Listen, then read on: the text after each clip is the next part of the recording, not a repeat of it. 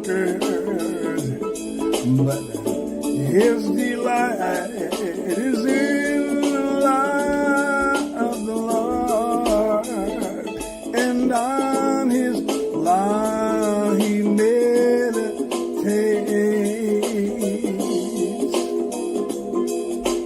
day and night. He is like a tree planted by streams of water, which yields its fruit in season, and whose leaf does not wither. Everything he does prospers, not so the wicked. They are like chaff that the wind blows away. Therefore the wicked will not stand in the judgment, nor sinners in the assembly of the righteous. For the Lord watches over the way of the righteous, but the way of the wicked shall perish.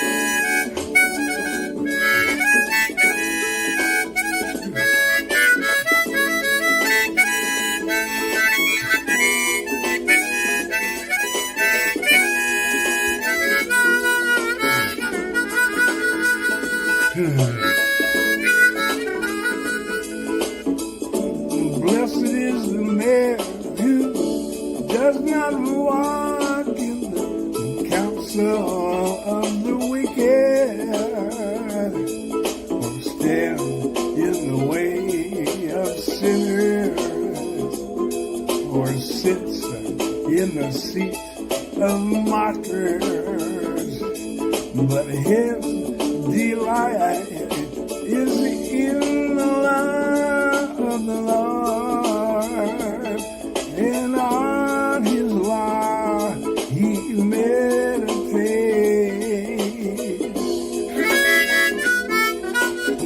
day and night.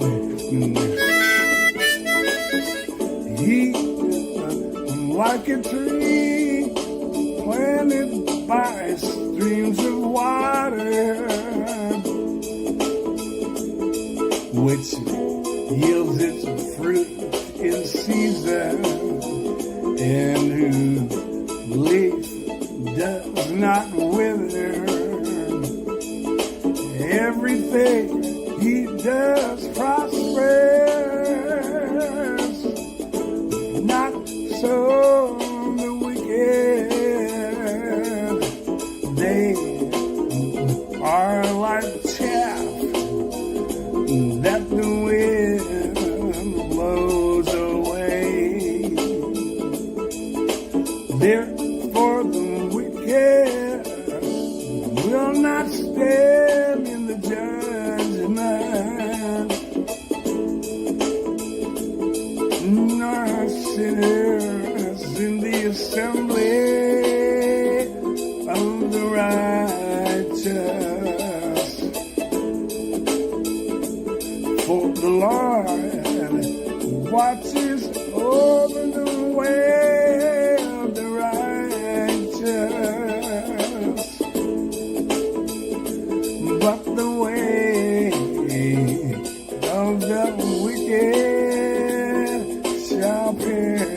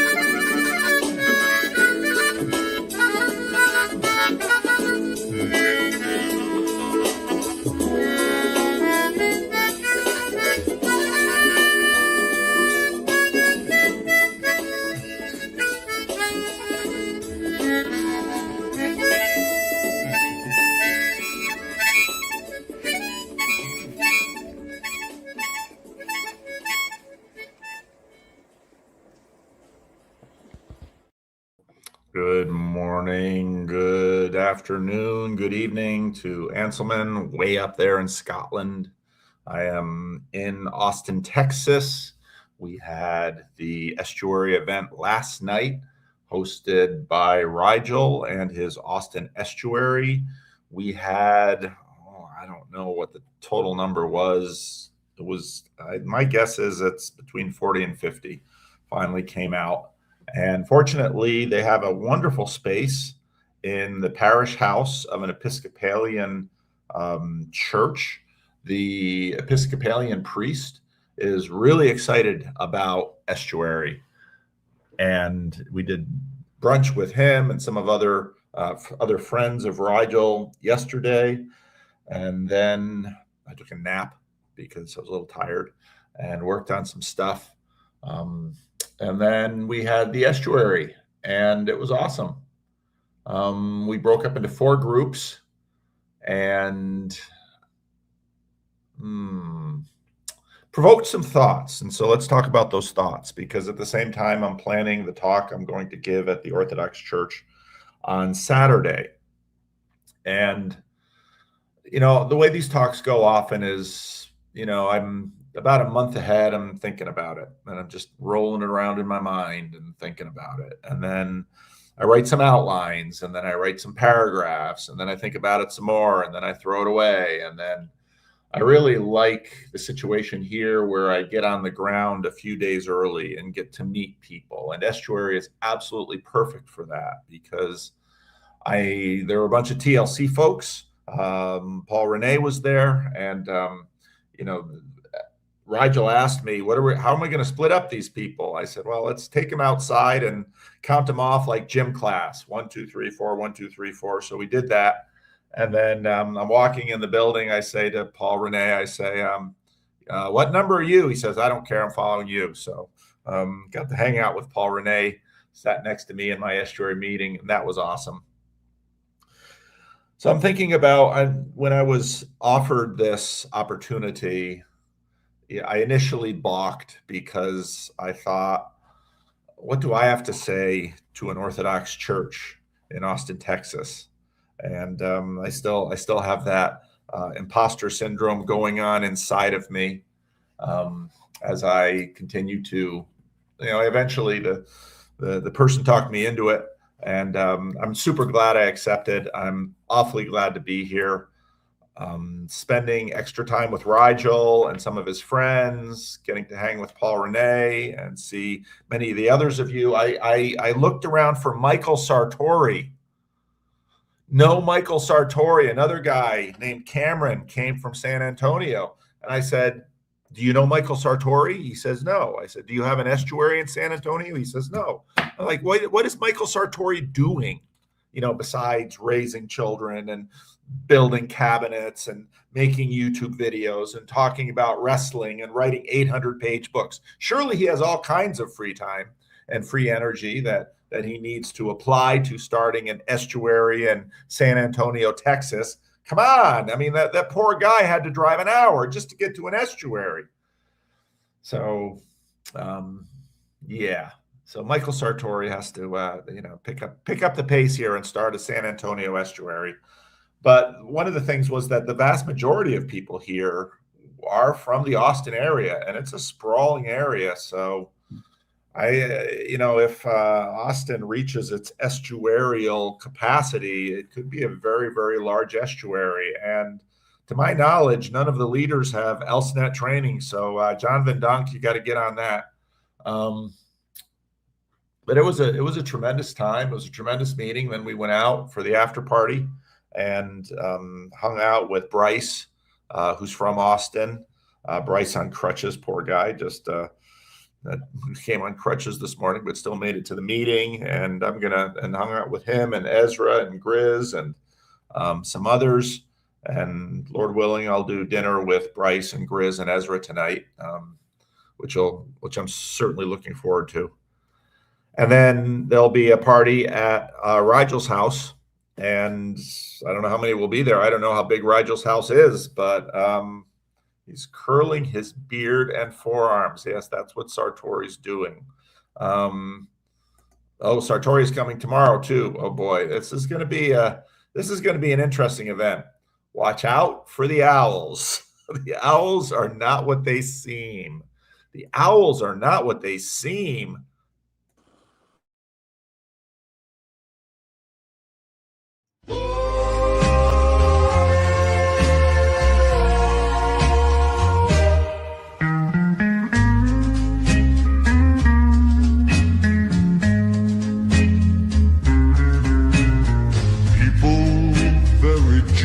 Just king, great king.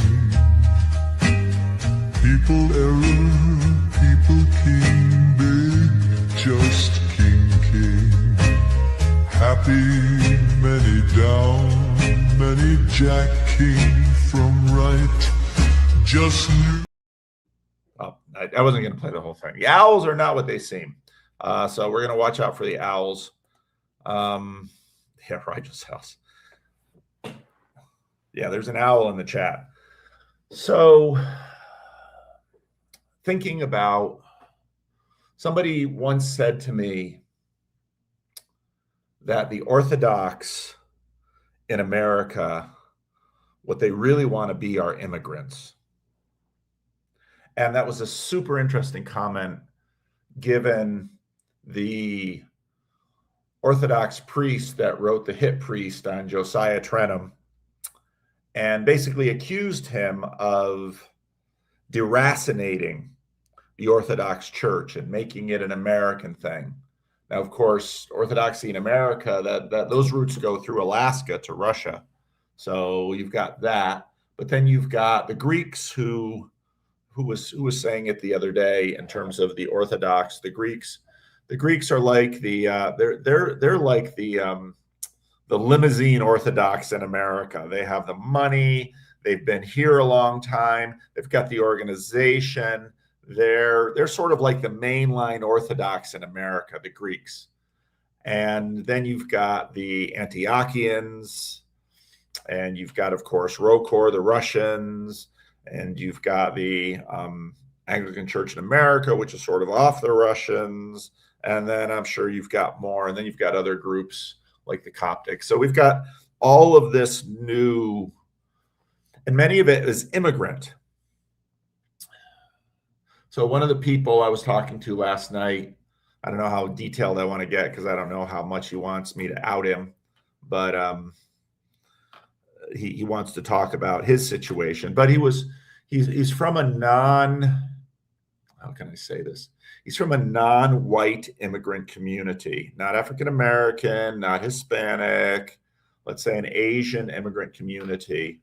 And he was reflecting on his Asian evangelical church, how it's a monoculture, and it's a multi-generational monoculture, and how the involuntary conformities are enforced with social and familial power. And that's common for many of these Asian cultures. They're a bit more collective than our bathed in the Enlightenment Western European cultures. And he was expressing both the blessings and the difficulties of I always hate I can't do anything about it. He was expressing the difficulties and the benefits of being part of that immigrant culture and being part of that immigrant community. And, hanging out with Paul last night and thinking about all of the issues that Paul Rene has spoken voluminously on this channel. And I really appreciate it. And I really invite it, even though he has a lot of things to say that sort of rubs people the wrong way. And he feels sort of like Cassandra, where he's telling this tale of woe about how our culture and our society leads to chaos and familial dissolution. And without a rigid, larger, broader societal container, necessary institutions like marriage and family roles and multi-generational culture and deep, non-parasitic, non-reactive faith really struggles to form. Now, I did the Orthodox video on Josiah Trenum and internet orthodoxy. I did that a couple days ago. But last week, I talked about, was it Catherine of the Sword? Is that what she calls herself on Substack? And the guy who wrote, after 5 years, he's burned out on orthodoxy. And I wrote about how you can't just create a culture in a generation. Cultures are multi-generational projects. And so I have all those ideas rolling around in my head as I think about what I'm going to say to this Orthodox community, which is not an immigrant church. This church is a church that is made up, I think, nearly exclusively of North American converts, a lot of refugees from Methodism and Texas non-denominational religion. And, Paul is living here. And so as I'm trying to get a read on the audience, and those of you who've watched for a while know that the first rule of public speaking is know your audience. And that makes something like this always difficult because I've spoken now a bit to some of the people in the church, but this is I think that's exactly right, William Branch. They're attempting to escape Americanism. I was also reading Rod Dreher yesterday and saw that he's moving to Birmingham, Alabama. I was just there last December doing a wedding for a couple of estuarians, fervent estuarians. And, part of why they wanted me to come was because they wanted to draw a little bit of attention to starting a Birmingham estuary, because they too are in some ways escape from America. Maybe see this, I do these live streams and I talk this way because I'm trying to figure out what on earth I'm going to say to these lovely people. If I have anything to add, if I have anything to offer. And so I was thinking about this multi-generational immigrant Asian church and the dynamics he was describing. The church is now 2, 3, 4 generations in, filled with lawyers and doctors and wealthy, successful people and intermarriage. Now, one of the, and I was thinking about that as compared to the Dutch Christian Reformed Church. And the racial aspect of this is important because the Chinese church can be multicultural, even if they worship in English. They can be monocultural, sorry, not multicultural, monocultural. The Chinese church can be monoculture, and they will receive no criticism past the Civil Rights Great Awakening, because the Civil Rights Movement was one of the series of Great Awakenings in American religious history. Whereas the Christian Reformed Church had right from the start, so I was reviewing the offskiting. And if you ask a competent AI serf what the offskiting was in the Netherlands, it will lay it out for you. It was a powerful populist movement that broke the power of the centralized, entrenched Dutch state church and afforded religious liberty to my ecclesiastical ancestors, though not my biological, well, on my mother's side, my biological ancestors, not my father's side, because they were Jews. So, and what the offskiting did was they basically revolted against the state church, because what happened, obviously, during the Napoleonic Wars was Napoleon sort of runs through Europe. And of course, the Netherlands, right next door to France, first easy conquer. The Netherlands always seems to be a first easy conquer. The Germans did it in the Second World War, and, they lasted 10 days. The Dutch lasted. So Napoleon runs through, and then Napoleon, of course, gets beat and leaves. But part of, when I was talking to Kevin Flatt, he talked about defensive modernity. What is defensive modernity? Well, Napoleon shows Europe how modernity can conquer everyone. And we see versions of this in the colonial period, where the modernist nations of Europe rule the world through their weapons and their science and their technology and their organization. And what happens in the Islamic world, in the Meiji Restoration in Japan, is defensive modernity, that different cultures around the world adopt selective modernist principles. And some do so with amazing skill and ability, like the Japanese. The Japanese try to figure out a hybrid, a modernist hybrid, where they can have technology. And of course, when the Americans are developing the aircraft carrier, the Americans, of course, because they're a little bit skeptical about the military power of the aircraft carrier. Doolittle isn't. And so as Doolittle is trying to sell the aircraft carrier to the American military institution, to their War Department, the Japanese are there taking notes. And while the Americans are sort of, yeah, will the aircraft carrier really displace the battleship? The Japanese are taking notes. And the Japanese go back to Japan and they say, why not both? So the Japanese both build the Yamato, the world's largest battleship, and they build a fleet of carriers, and they build the Zero, and they train their pilots.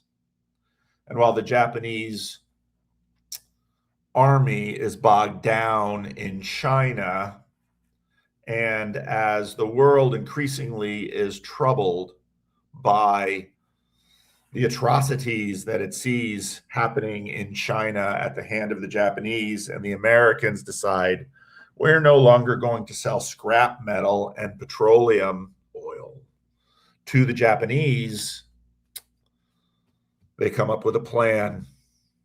What if we can sort of give the Americans a bloody nose? And if we give them a bloody nose, maybe they'll say, okay, Taco America, we always chicken out. We'll give FDR a bloody nose at Pearl Harbor, and the Americans will say, we're fat with our abundance of oil and our wealth. And the Japanese saw Americans as soft. We're soft and fat. We'll continue to sell you oil and natural resources to continue your war in China. That whole embargo thing was a big mistake. And of course, this is slightly ironic given everything that's going around the Strait of Hormuz. Very different situation in many ways, but it's still oil and an embargo. And of course, they use all that aircraft carrier knowledge and they bomb Pearl Harbor. But of course, what they don't calculate on is that while Yamamoto understood America and his superiors didn't, America strode across the world and beat Japan to a pulp and used Pearl Harbor as an excuse to first take out the Germans. Defensive modernity. And so in some ways, immigrant churches practice defensive modernity. They selectively try to take in the obvious strengths of the powerful modern regime, the machine that continues to take over, while, well, let's preserve our thing over here. So the Meiji Restoration preserves the emperor. But the thing doesn't work. Yamamoto knew that if America decided it didn't like what Japan did at Pearl Harbor, given enough time, Japan could not deal with the kind of navy America could float. And he was right. And of course, he dies. He gets shot down. So he never has to see the Yamato go to the bottom, sunk by second generation American planes. So to what degree is American orthodoxy defensive modernity? To what degree is it immigrant envy? Because what happened with the Dutch is the civil rights movement goes through, and hey, let's give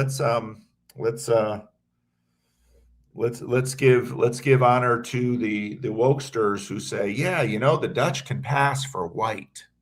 They just got that pesky height privilege and those strange last names like Vanderclay. And so almost immediately, when 75% of the people that left the Netherlands were children of the Afscheiding, children of the populist revolution that said, we're for the three forms of unity. Let Dutch Calvinism live. That aristocracy in Amsterdam said, let's sing happy Enlightenment songs.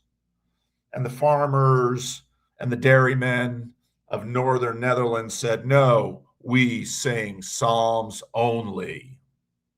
We'll pick our own ministers, thank you very much. We're not going to have them dictated to us from Amsterdam or The Hague.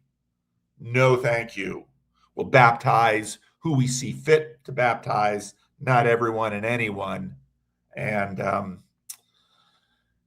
And if you surface a good enough description of the offskiting, it'll nicely draw connections to the Doliancy, Abraham Kuyper, pillarization, Abraham Kuyper. In some ways, this is going to really roil some CRC people. In some ways, Abraham Kuyper is a Donald Trump figure. Abraham Kuyper, like Donald Trump, say it isn't so. Abraham Kuyper rides a populist revolt, really in many ways a century-long populist revolt, and basically develops principled pluralism in the Netherlands. That principled pluralism is important because if we jump all the way to Ayaan Hirsi Ali's book Infidel, she meets the principled pluralism, and when the refugees from the civil war in Somalia start and other Islamic countries start winding up in the Netherlands, because my goodness, you go into the country, they give you a place to live, they give you cash, they give you, they'll take care of they'll take care of everything if you just walk into the country and say, I'm a refugee, I'm being persecuted. So Ayaan Hirsi Ali does that, lies on her to get refugee status because she doesn't want to marry a man in Canada. Yeah, don't go to Canada. If you're from Somalia, what is it, polar bears and igloos? Just ask Phlebas, he'll tell you. Canada's just polar bears and igloos, except for the banana belt of Ontario. Think about that. So, of course, Ayaan Hirsi Ali goes to the Netherlands with its principal pluralism, and it has its pillarization, and it has its Reformed pillar, and its Catholic pillar, and its atheist pillar. And they said, well, we'll just add an Islamic pillar. And Ayaan says, are you really okay with the kitchen table operations that Somali immigrants are doing on their daughters? Are you really okay if a daughter of a Somali immigrant goes and dates a Dutchman and her father or brother beat the pulp out of her or even kill her? And the Dutchmen say, saying those kinds of things is racist. Oh. So then Ayaan says, why don't we just track the numbers? And the Dutch says, no, we don't want to do that. That would be racist. But she gets elected to parliament. And then she basically says, there's something like, 12 police precincts. And she says, well, let's just do it in 3. So they start tracking the numbers. And the Dutch gasp. So how open is liberalism? How neutral? How successful was Abraham Kuyper's pillarization?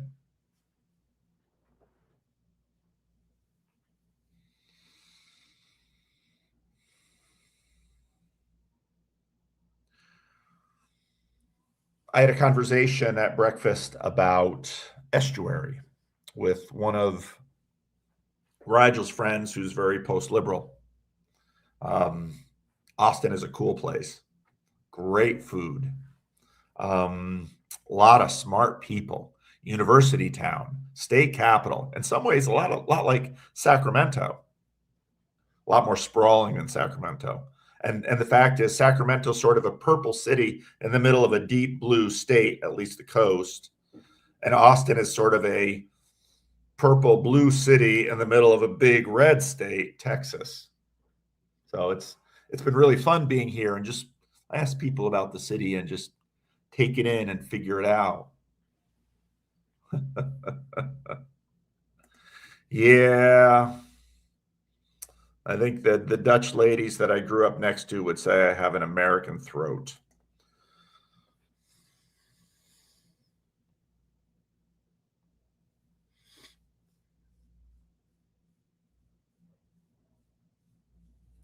So he asked about Estuary and its openness, because Estuary is very open.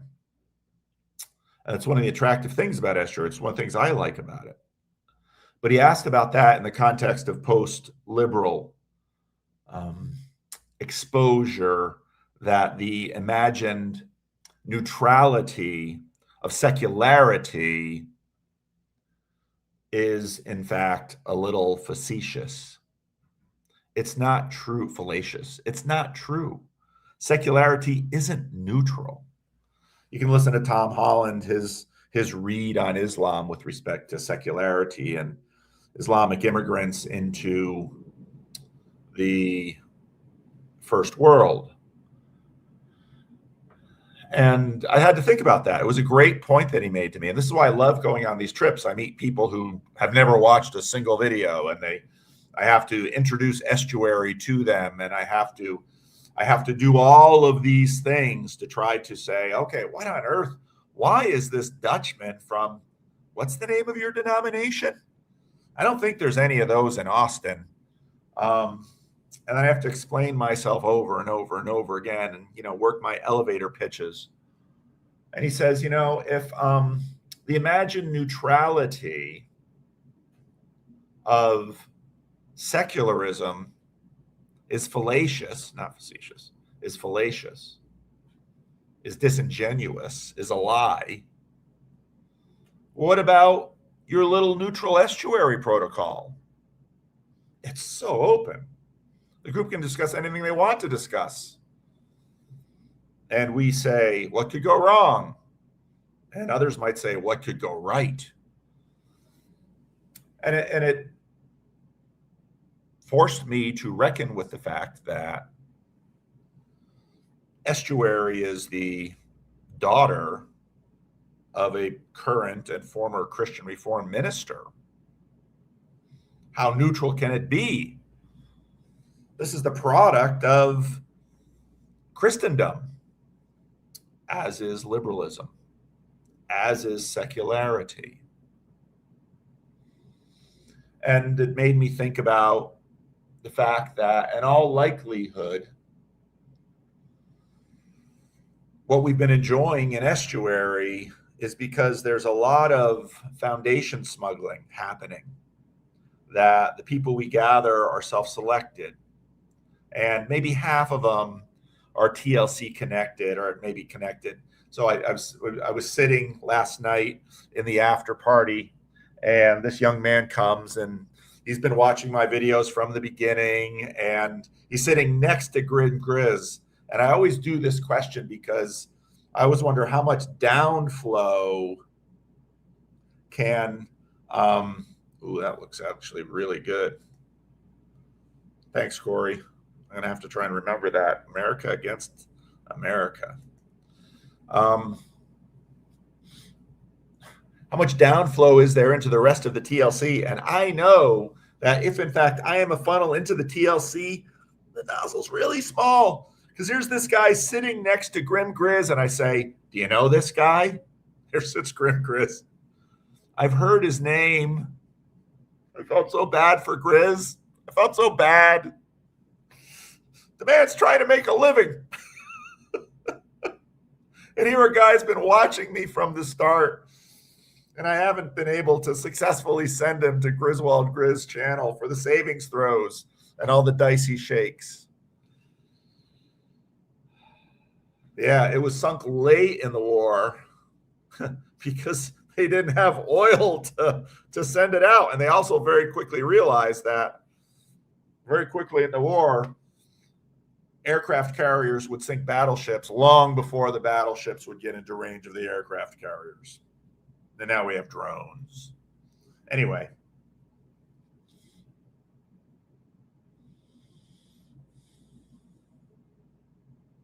So just thinking about secularity, estuary, immigrant envy, church immigrant envy. And in many ways, this directly addresses Rod Dreher's Benedict option. Because cultures there's a combinatorial explosiveness to cultures. Cultures have to deal with the economics, the social, the historical, the religious, the familial, the biological, the geographical, the weather. Cultures have to deal with human life on absolutely every level. And so, if you actually want to create a culture, well, it's going to have to be sufficiently broad, sufficiently deep, and to some degree, sufficiently isolated. And this is, of course, where globalization comes in, modernization comes in, defensive modernity.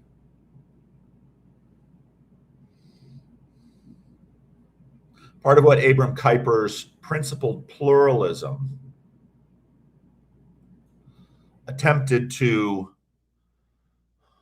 deliver to the Netherlands was a way for the Catholics and the Protestants and the increasing tide of secularists that basically say, we're going to take assumptions of the Enlightenment birthed out of Christendom, and we're going to try to hold it. And this goes to, what's her name? She was on Justin Brierley's show with Belle Tyndall. But she basically said, humanism is a 16th century liberal leftist nonconformist heresy that is basically one. She has a point. It was a great interview. I know a lot of you people hated her because she's everything about the Church of England that some of you can't stand, and she has no patience for the evangelical side of the Church of England.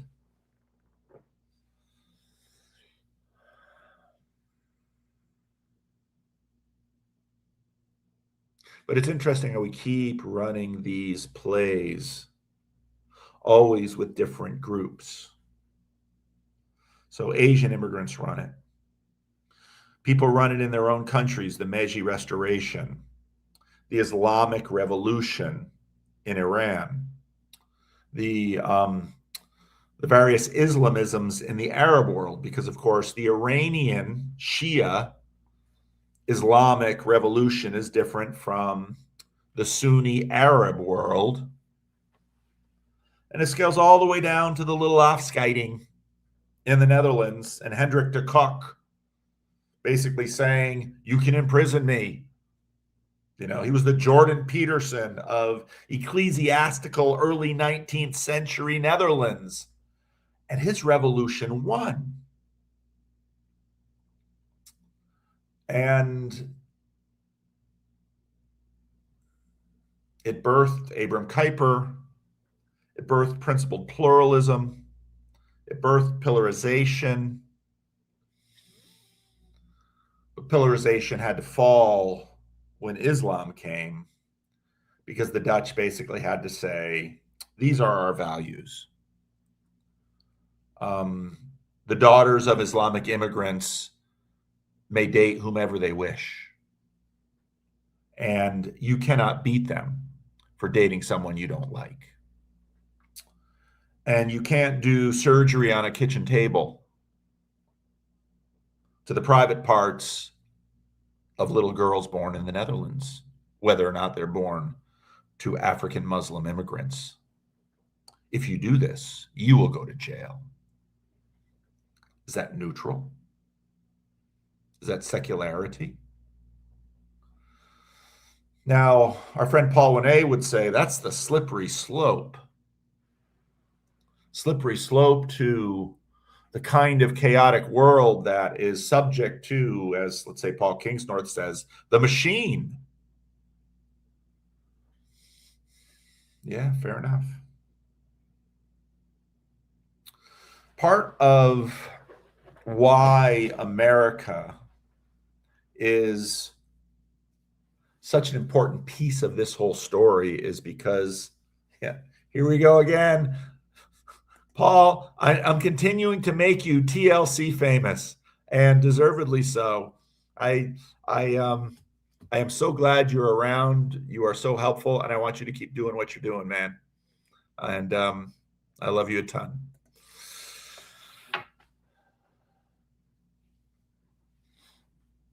Part of what makes America so important in this is that while the European countries tended to afford a degree of individual autonomy, they're really struggling with the question of Islam. And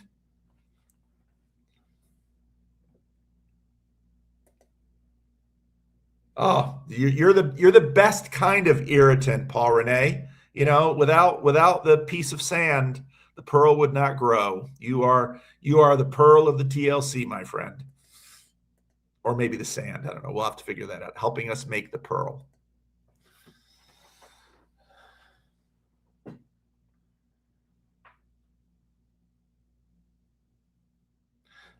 I mean, these are the experiments that we're running. America, made up of dissenting, ambitious, entrepreneurial English refugees, and then drawing to itself German refugees in massive numbers, Irish refugees, continuing to enfold people from all over the world, yearning to breathe free,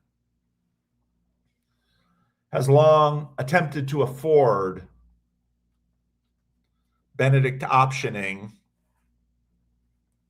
And for the Asian church, the civil rights, Great Awakening didn't change it.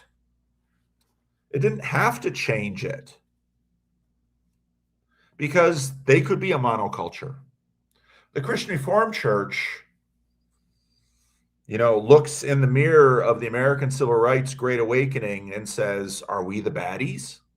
Are we racist? It wasn't the only motivation for the Christian Reformed Church.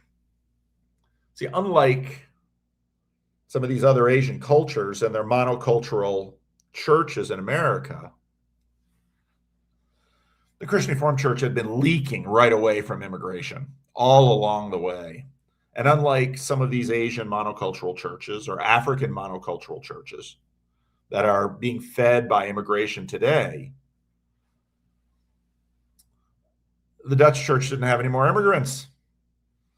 We had immigrants coming up to the First World War, and then we had some after the Second World War, but it was in Sacramento when a Dutch immigrant moved into the house next door to me, and I met him. Was he an off-skiting, 3 forms of unity, Heidelberg Catechism memorizing Dutch Reformed man? He was a New Ager. And he and his wife had this little New Age project and program, and he asked if, they could rent space from the church to run their program. And I thought, elders aren't going to say yes to this one. And they didn't. Became good friends with them. But the Dutch immigrants that came in after the year 2000, probably after the year 1990, were very liberal, very open. They were different Dutchmen than the off-skiting Hendrik de Kock rebels, or even than the principled pluralist Abraham Kuyper Kuyperians that settled Canada.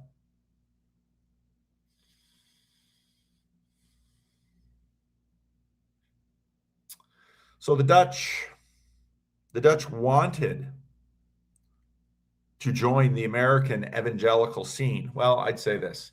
70% of the CRC wanted to join the American evangelical scene, and 30% wanted to join the mainline. And basically what happened with the war in the CRC from 2022 to 2025 is that the mainline faction got pushed out. So it's a strange thing that Estuary is born from the Christian Reformed Church, but perhaps it's not a strange thing. Perhaps, as I reflect on my conversation over breakfast yesterday, Estuary requires something with a foundation that it borrows structure from, because Here's the truth about a vacuum. You need a rigid container to maintain it. I remember getting someone taking blood for a routine medical test. And it was the first time I saw one of these little vacuum tubes. They put the needle in and they stick it in my arm and it just sucks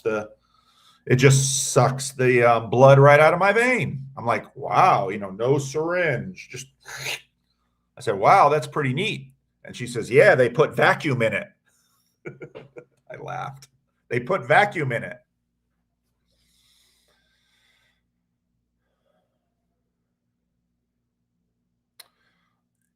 Try putting vacuum in a plastic bag. It just collapses. If you want to have a space of freedom, you need a structure around the container. And I would say that liberalism, when done well, borrows the structure of Christendom. An estuary, when done well, will borrow the structure of probably whatever's in the leader or the organization that is founding the estuary. And that openness and that discovery is just, ask Jonathan Peugeot about estuary. He'll give you the same answer every single time. He'll say, look at the name, estuary. Well, that name doesn't say anything. No, the name says everything. It's where the water from the mountain meets the waters from the sea in a middle productive space. But there's no neutrality with respect to those waters. The seawater is salty. The mountain water is fresh. When it gets down to the chemistry, the specific chemistry of the water and the minerals that are in it, well, it depends what mountain it's flowing through. I was listening to a thing on drinking water, and they were talking about how if you just have pure water, H2O, it doesn't taste good to us. We like some minerals in it. And so I think about the project of American Orthodoxy as another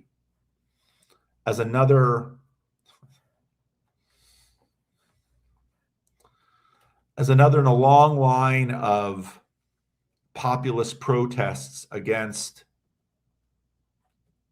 the vacuity of modernity, or perhaps some of the implicit assumptions that are coming in. And I think what it takes to found a culture. These are ambitious projects.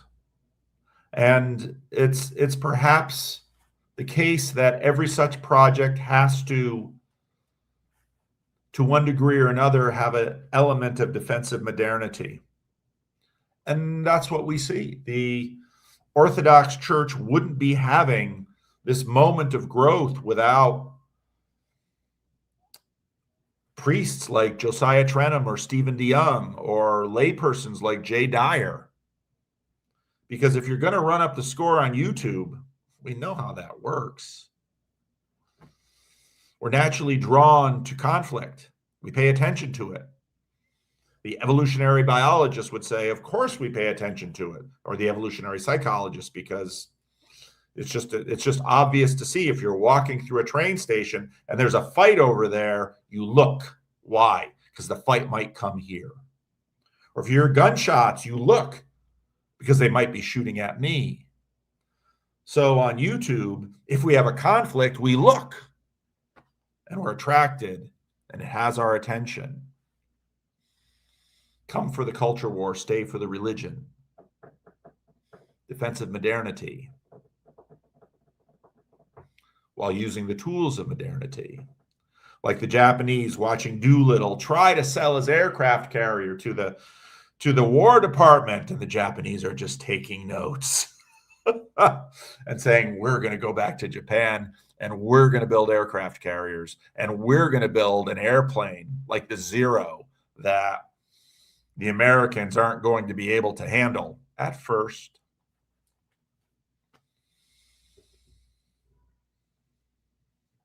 So that's what I'm thinking about. All right. I'm going to play a little bit of branding, and then I'm going to drop the link. What branding should I play? I might not play at all. This song is called Asynchronous Ontology for Dummies. Circles. But I'm trying Round it up. to Go.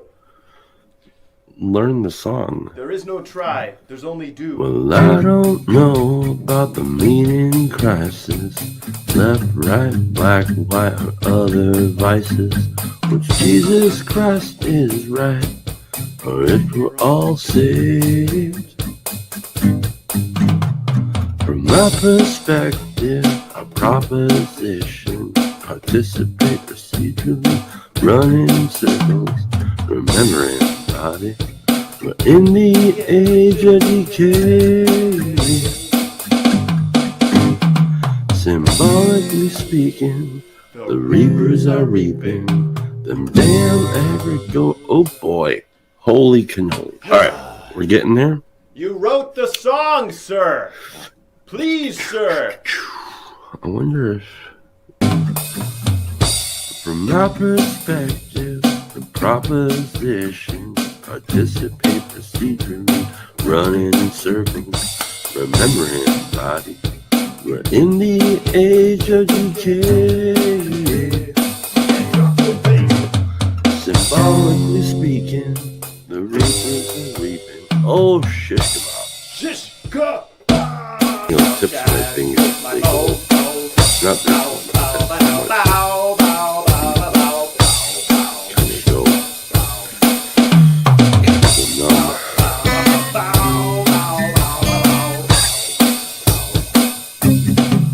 Here we go.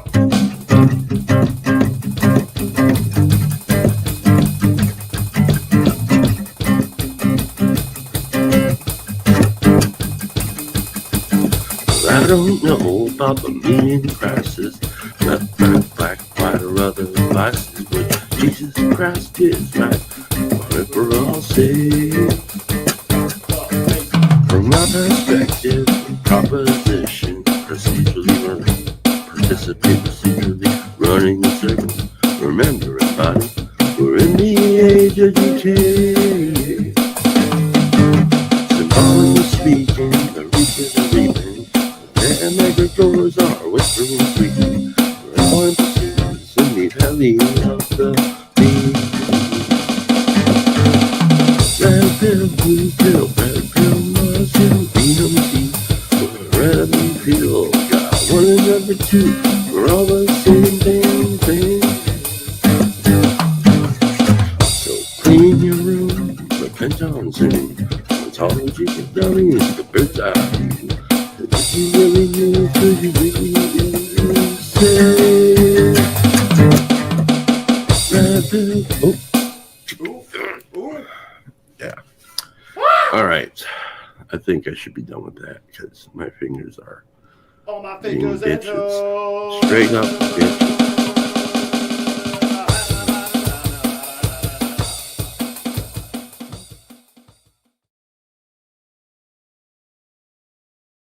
All right. Only one intrepid person clicked the link. Alex Luna, how are you today? What say you? I'm doing well. It sounds like it should be quite a gathering from the people you mentioned. So that's It is. It's a we had a big group last night. Most of them are from the Austin area. Some came in from other cities. A few came in from further. So yeah. So it's we had a great time. Oh, now we got Brett from Florida. Hey, Alex. hello. So what's on your mind, Alex? Did you listen to my monologue? Do you have thoughts about it? Or have something else you want to throw on the table? Yes, I did, and I think there's a lot you mentioned, but these are very interesting times, and the reason why they're very interesting and unique is because of our tools and mainly our technology, and it has kept changing. I know earlier you mentioned the flotillas of the old world and how that changed perception and what's real, and the gold was real, potatoes are real, and it's only until we know its worth, its value, its usage, do we like, oh, this is it's no longer out there, it's in here. And very interesting times. And when it comes to the out there and in here, it's not any different with people groups. And because you mentioned the immigrants and the Orthodox, and it's new but not new, and the in group and the out group, and this is something that's never ever evolving, always the same. um, Same problems that when you reflect on it, they're same old problems. And there's the whole concept of the in group, out group. You don't understand me. I don't understand you. You don't value what I value. And on and on. And so I'll make it quick. And also, since we're bringing up the old world, in the old world, it was very normal. Former Catholic, remember, it was very normal for people in those days to know of the seven, or maybe it is a new intuition, the 7 deadly sins. Yep. And that was the standard. At least when I was a kid, I didn't know about the Bible, but at least I knew about the 7 deadly sins. Yeah. And to be honest, in modern times, I don't think I've heard that mentioned in the ether, in the secular world. But I did see the movie Seven, so maybe I'm off. No, you're right. And, talk to Cale Zeldin about now, were your parents cradle Catholics, both of them? They were both Catholic. My grandma was hardcore. She was faithful and loyal and devout and true. She lived and breathed Catholicism. And to be honest, I was shocked when I found out there was actually other religions besides Catholicism. I was shocked. I was like, "Ooh, I didn't know that." Yeah, and so many of us are living these cycles, and no, that's right. So, well, now suddenly we have a flood, and everybody's in the car. Well, as long as someone's driving, Grim Grizz won't come on. So, Brett, what are your thoughts? Yeah, it's funny because my grandparents on my mother's side were that whole side of the family was Catholic. My dad's side was Lutheran, and the older I got, the more I got interested into where the family was, what they believed. I found out that my grandfather didn't exactly have he didn't feel good about about Catholic Church, the Catholic Church. He had a very set thing. I'm not letting this church get in between me and Jesus. That was his thing, which was so crazy. But my grandmother, on the other hand, she was all about the saints and all about Mary, and but they just dealt with each other, Yeah.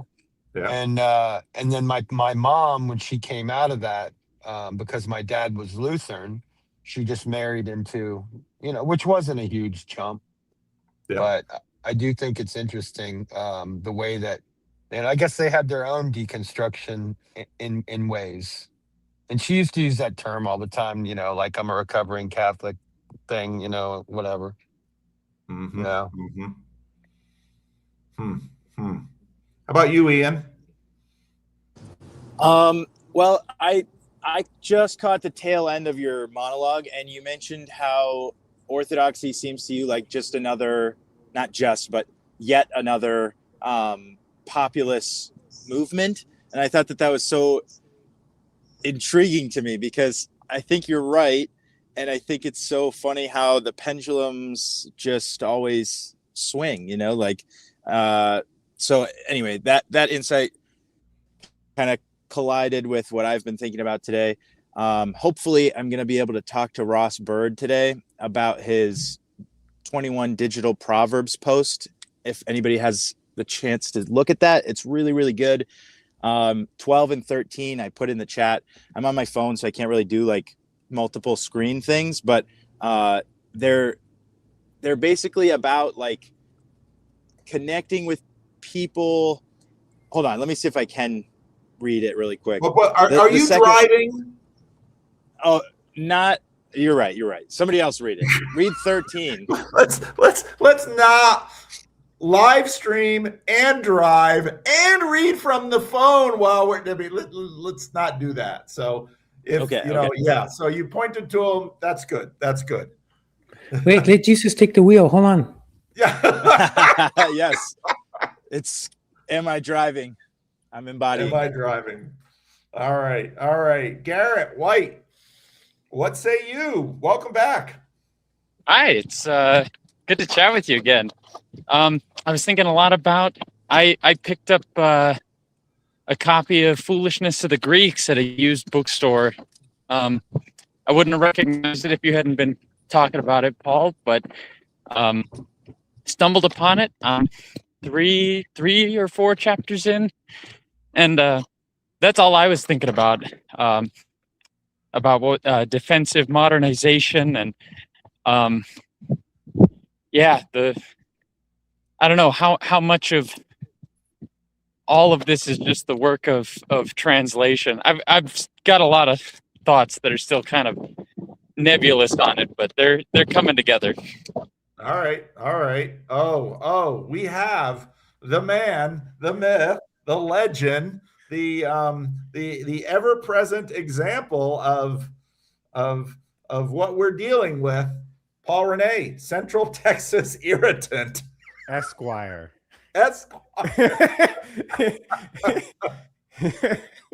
Well, Paul was there as as I was gathering the elements to make the sausage. So, what say you, Paul?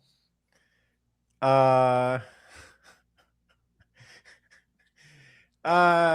mean, I'd like to say I'm just having a bit of fun, but maybe there's a little bit more to it than that.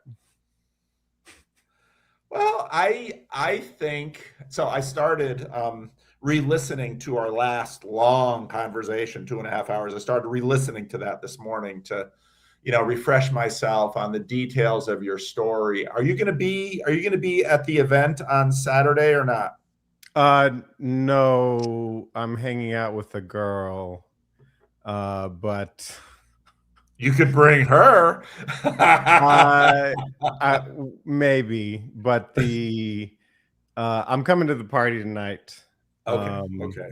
And to speak of that video, and I don't want to glaze myself too much, but I've rewatched most of it recently, and I'm surprisingly entertaining. You are. I love that video. But in fact, you'll. So there's this little shorts maker that I have. I took your video and I put it in the shorts maker, so there'll be some shorts coming out of it because it is. But Paul, you in so many ways articulate and embody. Your story embodies so many of these issues. And while your story is unique, what you have gone through, you're not alone. And you're seeking good things. And so most of the time. Most of the time. Generally speaking, you want, what you're asking for, even though, not everybody is receptive to some of your appeals, but you're looking for calm from the storm. Yeah. And you're recognizing that untrammeled liberty and opportunity, people don't always do well with it. They don't make such good choices. But I would say the evidence is in favor of most of the time, most people make very bad decisions with their freedom that not only harm themselves, but harm people around them. Yeah, it's true. But I'll add just the video has been, I mean, I've been accused of, let's say, monetizing or using my life history for fame, which I will not entirely evade, but I think is inaccurate. So that's been the negative reception I've gotten from it. On the positive side, JP Marceau, early in our conversation outside of the summit, noted that he'd watched it. And I've gotten a lot of feedback from it. So it's connecting me to people. So I'm glad about that. And it's a good Cliff's Notes on me, both in terms of temperament and biography. So I mean, it's been a year since the now ex-wife left, and I have not exactly gotten over it. And one of the things I've found after finally getting a job 2 months and change ago is that, as much as I hoped the money problem, solving that would take care of most of what was going on with me, it didn't. So I sought out a therapist. Funnily enough, it's a guy I met on Twitter. But he's pretty solid so far. I think we've done 3 sessions, and as part of pre-work before we started doing the real sessions, I sent him that video, so it's helpful. It was helpful there, not having to repeat things that are on record. Yeah. Well, I think the amount of fame that you are, Noah rightly warned us about the lolcow thing, which I didn't know about, and then he shared with me this story of some guy with less than 2,000 views. I'm not too concerned about your level of fame at this point, but hey, fair enough. But I do appreciate the fact that when you do share your story in a public way like this, I mean, you offer yourself up for criticism and all those kind of things. That's what comes with it. But you also offer up your story as something that we can all learn from one way or another, and that can help. And so, I mean, this whole channel runs those risks. And so that's, for that reason, I'm glad it's often no bigger than the size that it is, and the following is as small as it is. So I want to note something else related to the local Orthodox community. My church has a bit of I'm not sure how best to put it, but maybe this will put it in the ballpark, rivalry with the church you're speaking at tomorrow. And there are quite a few Jay Dyer loving ortho bros in the group chat for my church. And there were negative reactions to the idea that they were bringing you, a Protestant pastor, to speak at an Orthodox church. And I gave them a bit of pushback on that, and they weren't too happy about it, but one of our priests in the chat shut it down pretty quickly. So I don't know, I'm in a weird spot because, to a lot of people on your side, Paul, I'm this diehard ortho bro, and on my side, I'm a dirty, filthy ecumenist scum. Wow. Well, thank you for defending me.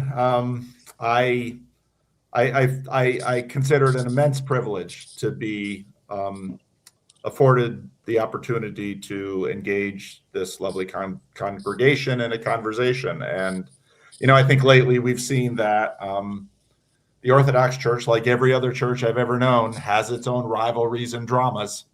I've never known a church without them. So that they would have them is pretty normal. But thank you. Michael Sartori, where were you, man?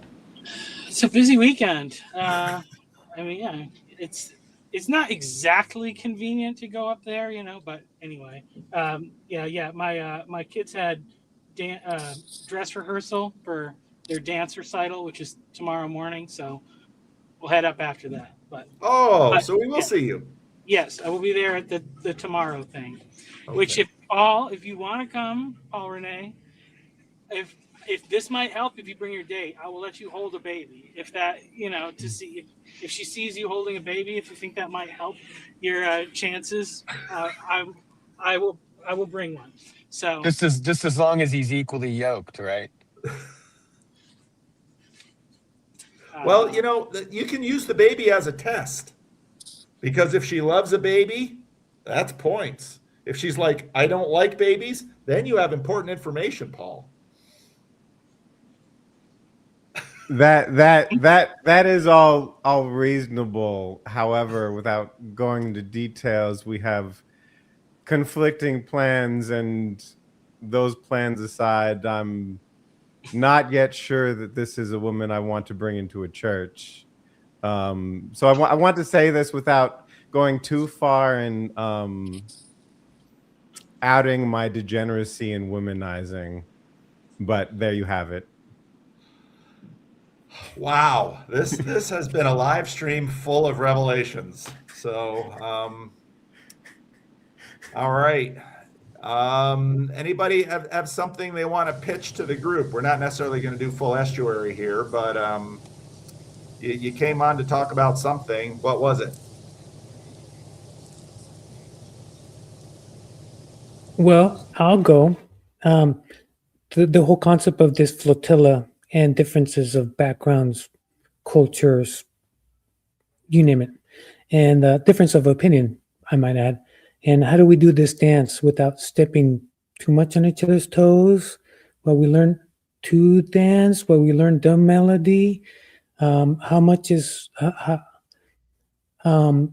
often do we get to say, I'll give you a pass, but maybe keep that in mind. But anyways, as far as the difference of opinions in the in-group, out-group, and that there's always, so you're always going to have someone with a different perspective and different preference and different point of view and different experience. And that's just a given. So the question is not whether you're going to encounter that. The ultimate question is, how do we deal with that notion without it having the whole connection go sideways? Yeah. And I think in some ways, what we do in the TLC is a big experiment on that.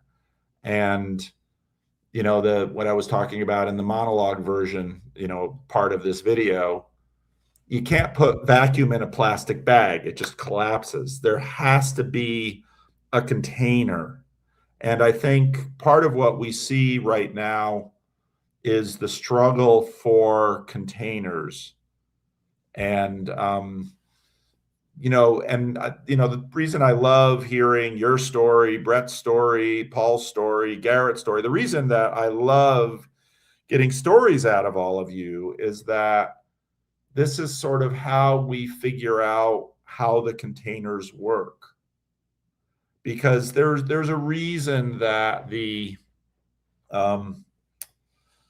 there's a reason that your grandma's Catholicism was abandoned. Now, was that a good thing or a bad thing? There's a reason that the Pope lost terrestrial authority over the Papal States in the 19th century. Was that a good thing or a bad thing? There's a reason we're in a post-liberal moment where people are looking at multicultural liberalism and saying, does this really work? And by work, they mean, does this afford what human beings need? And what human beings need is very basic: stability, community. They need containers. And, that's the heart of Paul's point that he makes. And I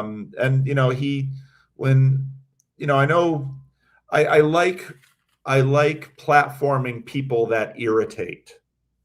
And I'm going to continue to do it. I'm going to platform people that irritate Paul.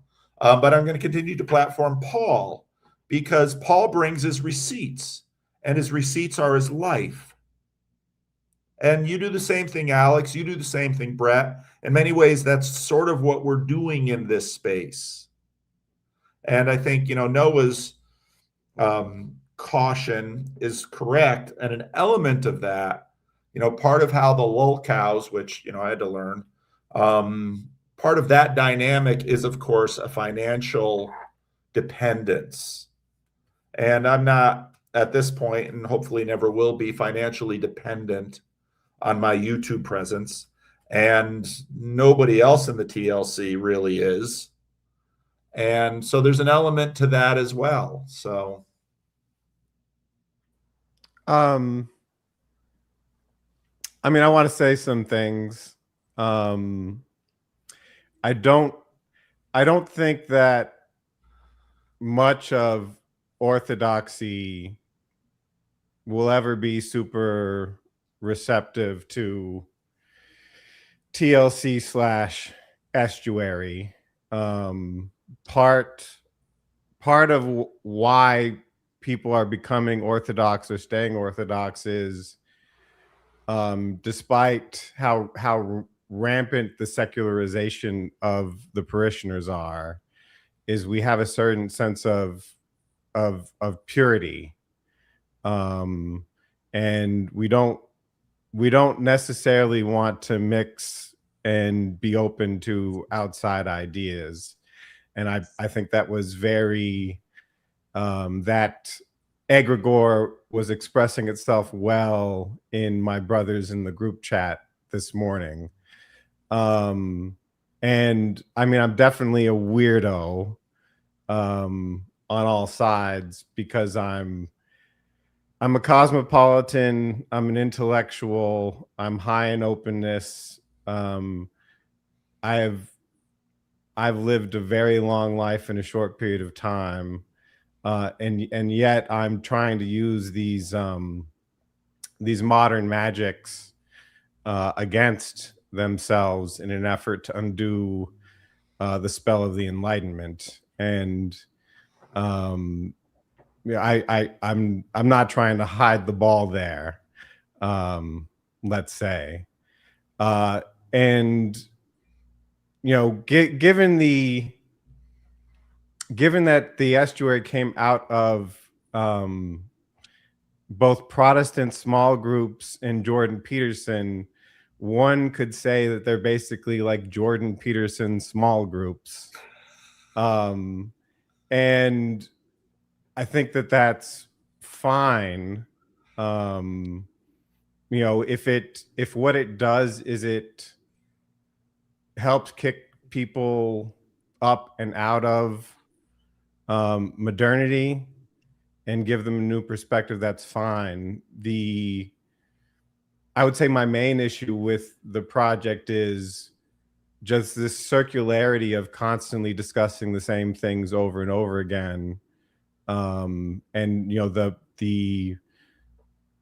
filtering for people who are open, which creates that sort of flywheel. And I think that's fine up to a point. But I mean, at some point people will have to, like I was saying last night, someone has to build the community, someone has to make sacrifices. We can't live on discussing ideas all day. We have to re-embody the obligations that allow people to flourish. And I worry that people high in openness who are always looking for something new may not be the ones to kickstart that project. Yeah, fair enough. Brett, you were going to say something. You're muted. Oh, Go ahead, Luna. There's something that I want to say on that. And I'm going to try to be short. One thing that I came to realize that one, I'm getting older, and the people that I consider young now are an adult, and they're having an opinion, and they're hitting life running, and sometimes they're botching it, sometimes they're succeeding. And my point is, before you know it, we will be gone, and the next generation will be here. And there's still, I mean, just look around in our society. There's still a lot to figure out. And I don't see anything, I don't see a problem with people trying to be lamps to kind of help see a little bit better, see a little bit clearer. And one thing as far as being in post modernity, I came to the fact that we can't take the math back and put it away. We can't take engineering away. We're stuck with these technologies. They're very useful. You know, chemistry is useful, engineering is useful. You name it. These new sciences are useful. Yes, sometimes they're being deceptive to manipulate the masses by pitching certain narratives to get something done, to fill in the blank for incentives. Yes, all that is true. Yes, but sometimes it's better to light a candle than to curse the darkness. So I don't think it. I think it might be a worthwhile effort to at least give it a try. I like this space because it helps me.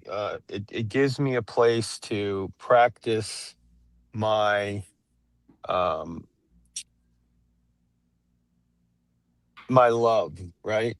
It gives me a place to find a way to communicate with people, whether I think they're right or wrong, and how to maybe hold back and work on my toggle. I'm learning, obviously, the longer I've been here, that I don't want to say I've given up. Um, that it's like, okay, you believe that, whatever, like, which sucks because I know I had such zeal about trying to talk about specifics, but it's clear that when people land, they land really hard, it seems. So like the only like what Paul was saying about the the what creates the flywheel is the people that are in that in between space, and they're trying to find their place to land. And I just sometimes it just that part I still haven't worked out. Like I want to talk with those type of people, but there's so many polarizing opinions that are, jumping in with their opinion as if, hey, this is the this is it. This is the one true church, or this is the, and it's like, okay, so I'm just trying to learn how to be a better listener, and be flexible to where people are in their journey with Christ. So, I mean, that's the greatest part about this, is that there is that overarching, you know, connection.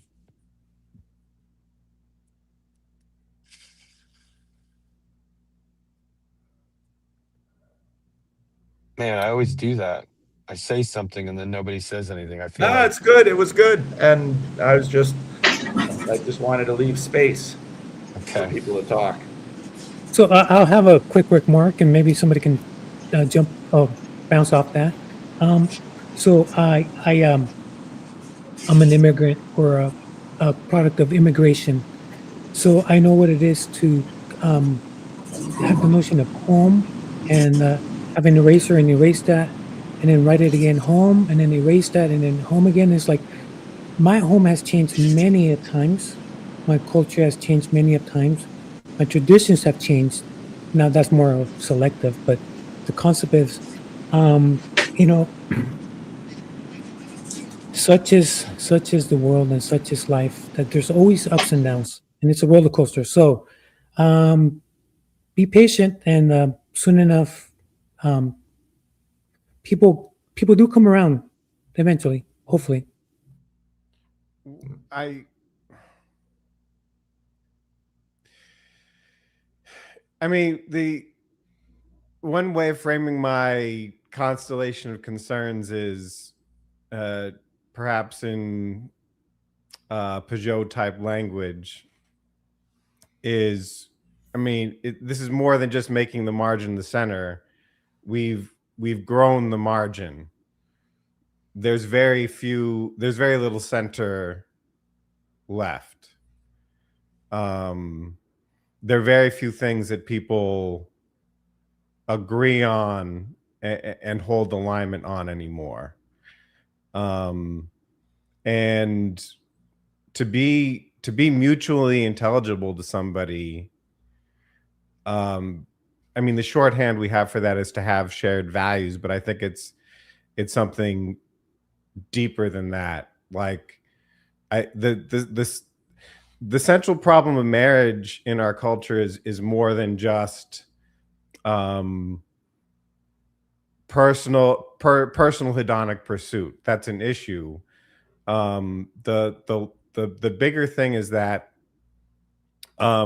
we have no anchor for what it means to be a wife or be a husband, and so there's no shared cultural knowledge of what those roles are that we can refer to and say, I love you, honey, but you're falling short on these areas.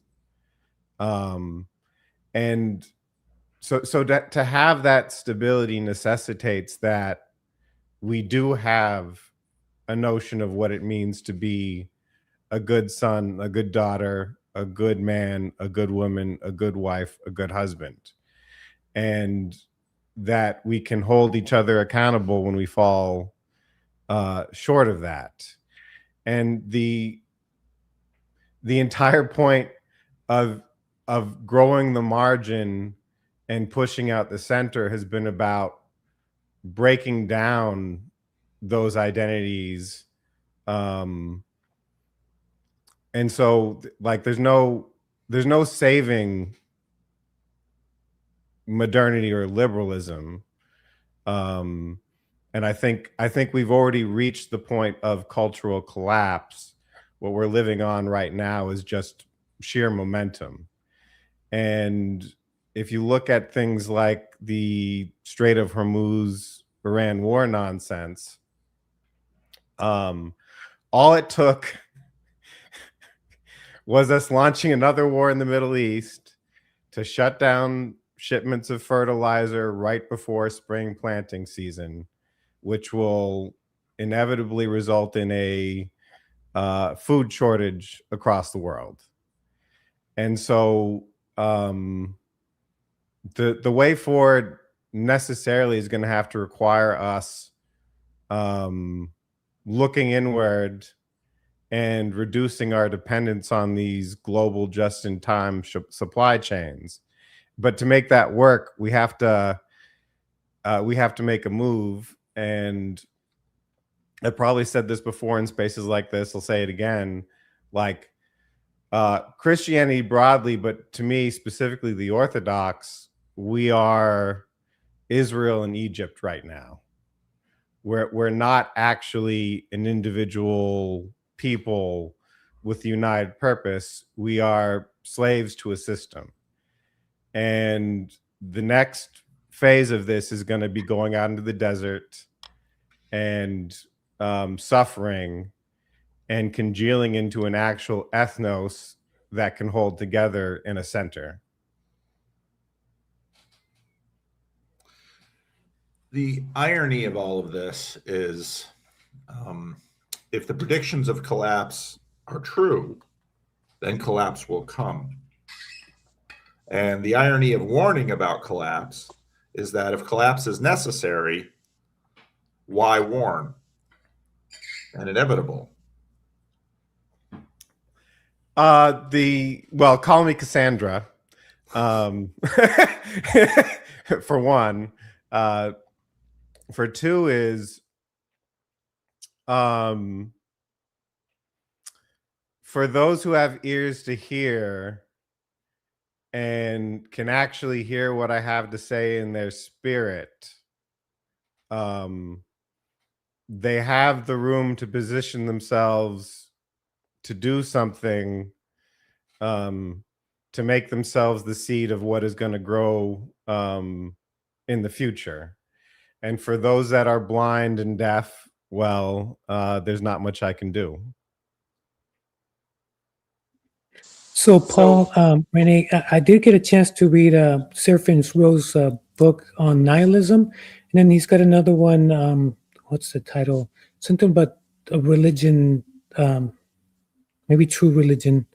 But anyways, I did enjoy very much what he had to say as far as the whole concept of modernity versus tradition and where we're at and how much the paradigm of what is considered normal, paraphrasing here, and where we're at in regards to nihilism versus true hope in Christ, obviously.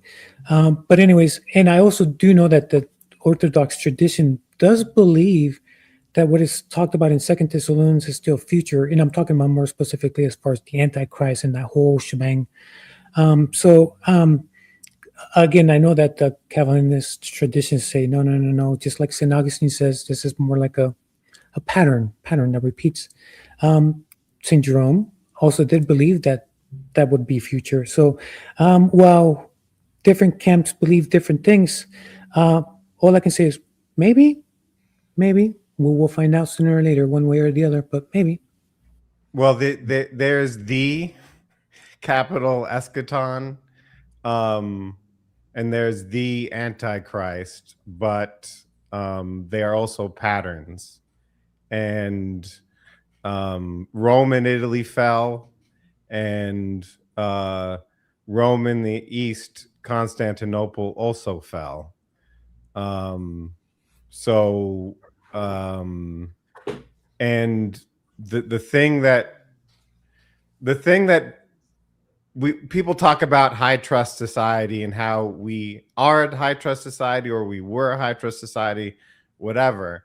But that trust comes from a tight-knit group of people who have obligations to each other. And when you burn up those obligations as fuel for GDP, as we have done, not to mention other things that we have done, you burn up that trust. And so we converted our relationships and our private lives and our hearths, we converted that into GDP, and we're running on fumes now. And like with Rome and Constantinople, this won't be, like a full collapse. There will be like dots of functional, still somewhat technological spots. But the ability to ship groceries, food across the country in a semi truck may not be there. The ability to get your cheap plastic crap from China may not be there. And along with that, a whole host of other things. All right. Yeah. I think Garrett wants to get in. I think we've got the doomer narrative. Garrett, what say you? I guess in order to understand sort of where you're coming from, Paul Rene, what comes after the doomer narrative in your Egypt and Israel metaphor, what's the promised land, or do we know the promised land, or is it more like Abraham where we're being led to a land that we do not know? What would you think? The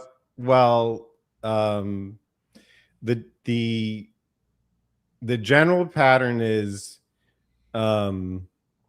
you've got a bunch of local communities with some amount of hierarchy to larger entities, and there's a movement towards increasing unification. You can see this in Chinese history, say. You can see this in the Roman Empire. You can see this in the American Empire. But at some point, you go from consolidation, flattening of hierarchies, to trying to keep the whole thing together, because necessarily forces come in that are trying to push it apart. And at some point, that center can't hold anymore. And because what gives an entity authority is, Lord, can you clothe me? Can you feed me? Can you house me? Can you defend me? And there will come a point where that's no longer possible for the American empire for at least part of its territory. And when that happens, when people can't watch their Netflix and get their DoorDash delivery anymore, then that will leave space for local lordship to take over, warlords. And that will accelerate the cracking into provinces. And then you get a sort of reset, and then people start consolidating again, lather, rinse, repeat. All right. Yeah, I think what's really interesting about that is, I guess this is sort of what people mean when they talk about techno-feudalism being what's next, is that Netflix and DoorDash aren't provided by the state. The state just sort of provides the condition in which these massive non-governmental entities can provide for people, and increasingly, you know, those entities seem to work towards centralizing everything. You know, Meta wants to be able to give you everything you could ever want. I guess that's what I would see on that model. If what you've presented holds, it would be the big tech firms are sort of in first place right now in the running for who gets to inherit that kind of lordship. Techno feudalism is a fever dream because it depends on a number of things. It depends on having enough peace that you can maintain the communication networks, which include satellites and fiber optics and cables under the sea between continents. It depends on being able to power all the devices that make that happen. So I think I don't think all of our technological computer infrastructure will be able to last that long once the power structure that undergirds it collapses. So the nerds in San Francisco are delusional. All right. I want to bring in Anselman's post because this touches on, so not the Austin drama as to whether a Protestant should still talk in an Orthodox church, but the broader, I mean, we've, you know, over the last couple of weeks, we've had a lot of internet drama among Orthodoxy. We had Catherine's post about women. We've had one Orthodox priest write a really sharp piece against Josiah Trenum. We had Josiah Trenum on, you know, Girls Gone Bible, which just the optics alone was just, you know, eye-opening.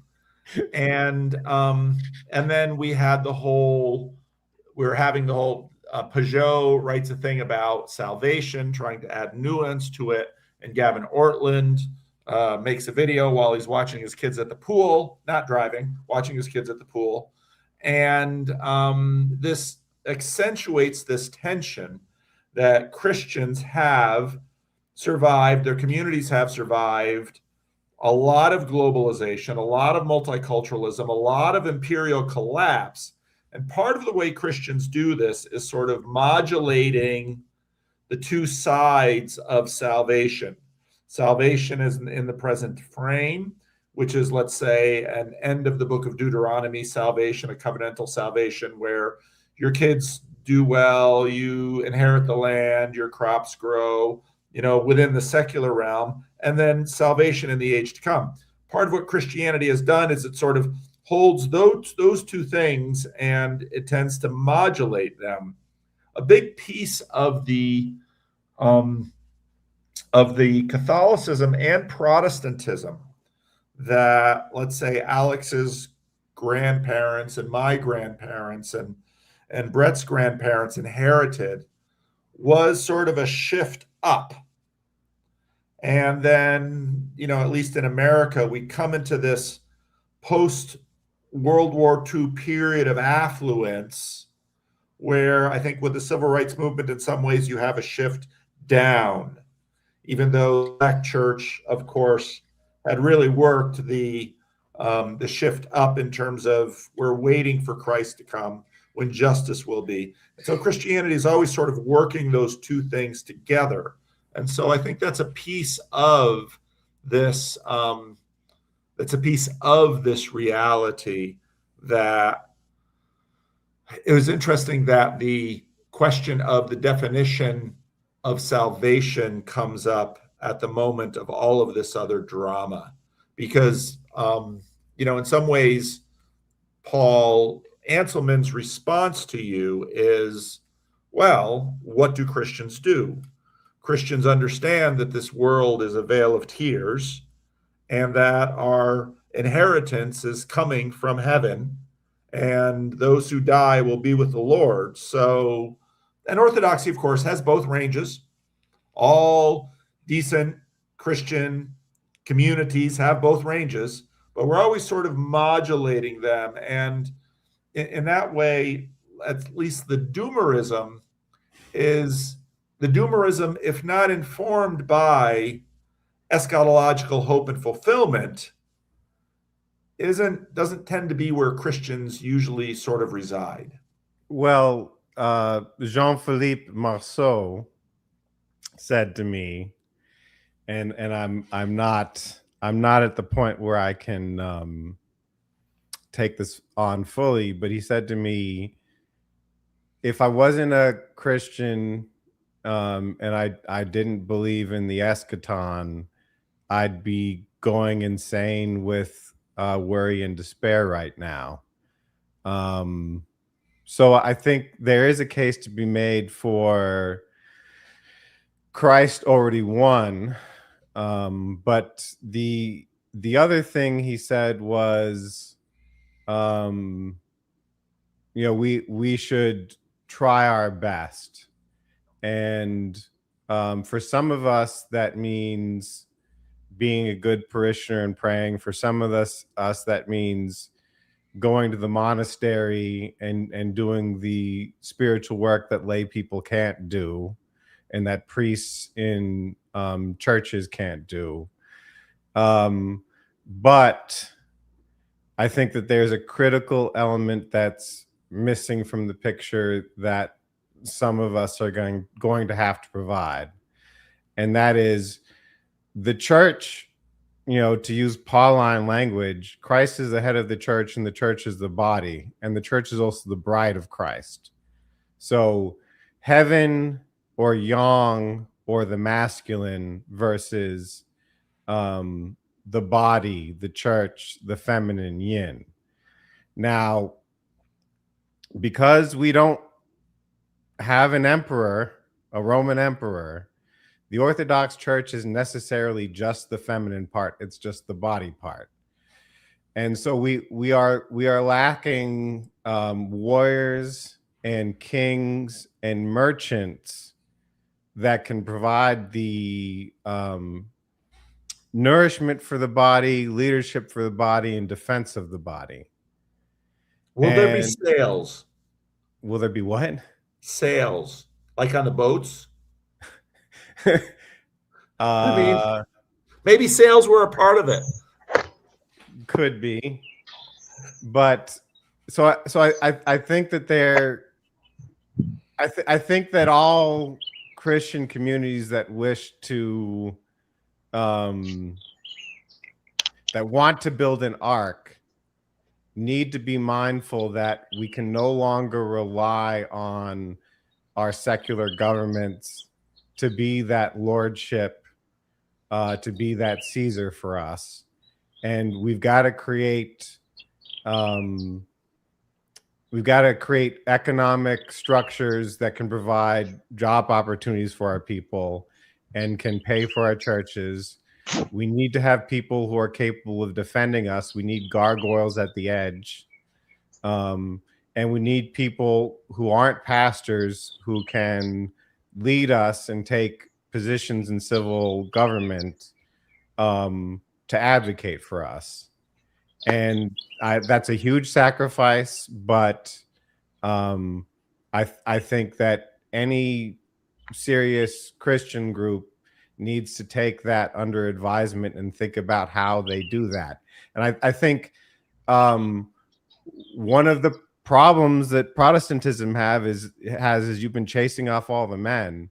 And even though we've been getting a lot of men in Catholicism and Orthodoxy, our growth is pittance. And I think if you want to include the men, those are the kind of roles at the border of the church and outside the church that, if valued and encouraged, will bring men in. All right, Michael Sartori, you seem to want to talk. I agree with everything that Paul just said. He's absolutely right. He's absolutely right. He's diagnosed. I mean, I came to the exact same conclusions. And I think, yes, especially the problem is that it's not just Protestantism, it's all churches that want to curb masculine agency rather than cultivating it. And this is really like the legacy of Rousseau, and we're all living in his dream, which is individual autonomous freedom mediated by the state and technology.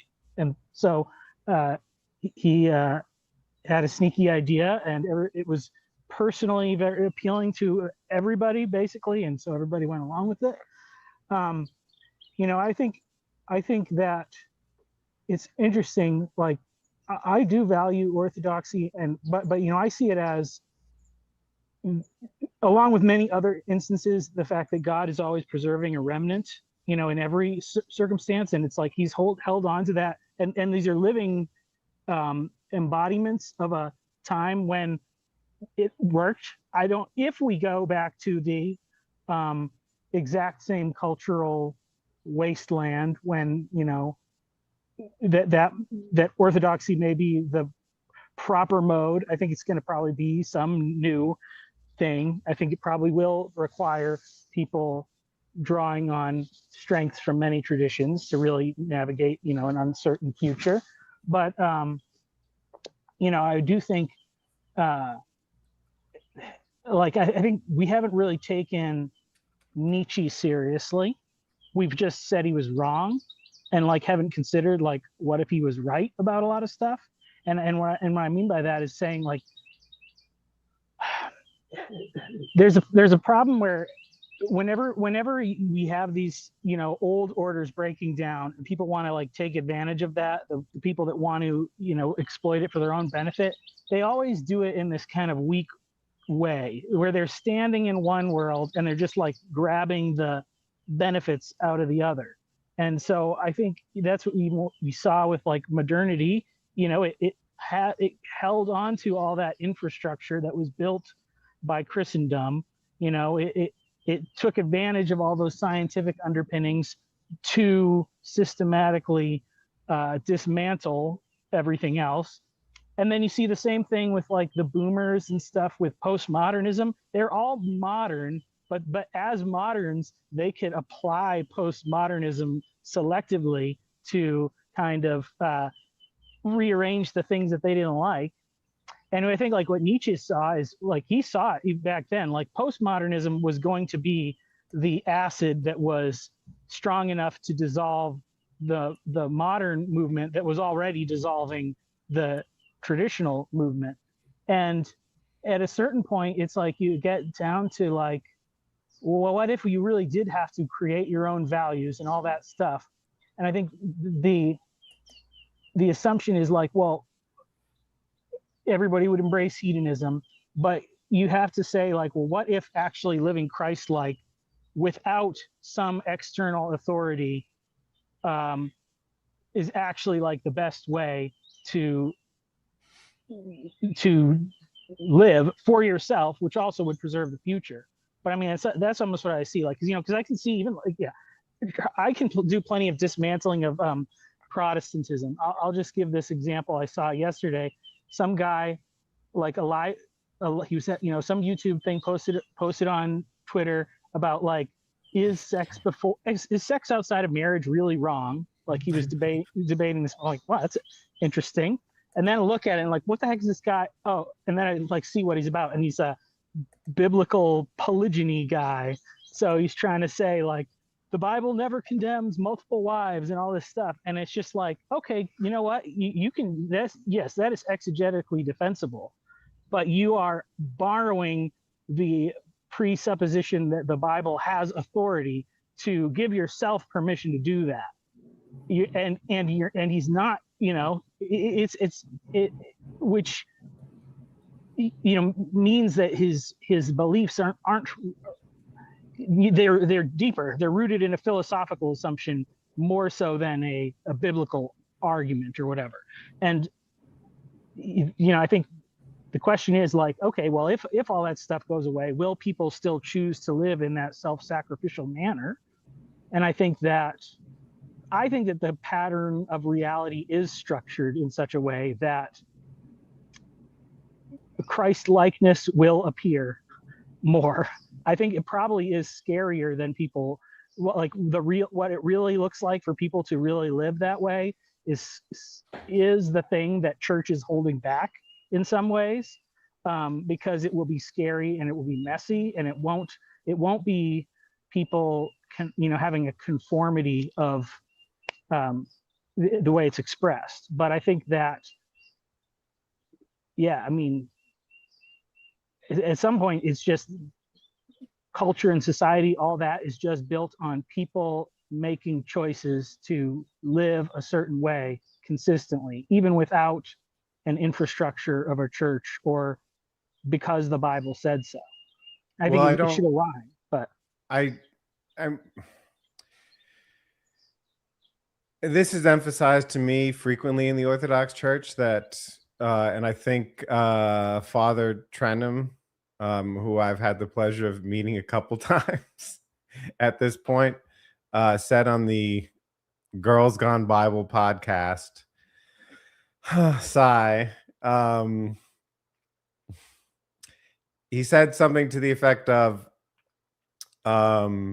you can't be a Christian by yourself. Like, the body of the church is the only place you can be a Christian. And to generalize that further, like, in any social group that has values, there's going to be a percentage of them that are Karens that are holding you to account for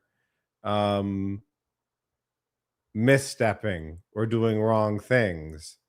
And I don't want to go too far in defending Karen behavior, but some amount of that is necessary for keeping us in a body together. And so there are some saintly people that can live very Christ-like lives outside of a body, but I would say that that's the exception and not the rule. Well, I don't disagree with what you and Michael Satori has said. I agree, and there's obviously there's something wrong with our modern way of seeing the world and what it's expected as to be considered normal.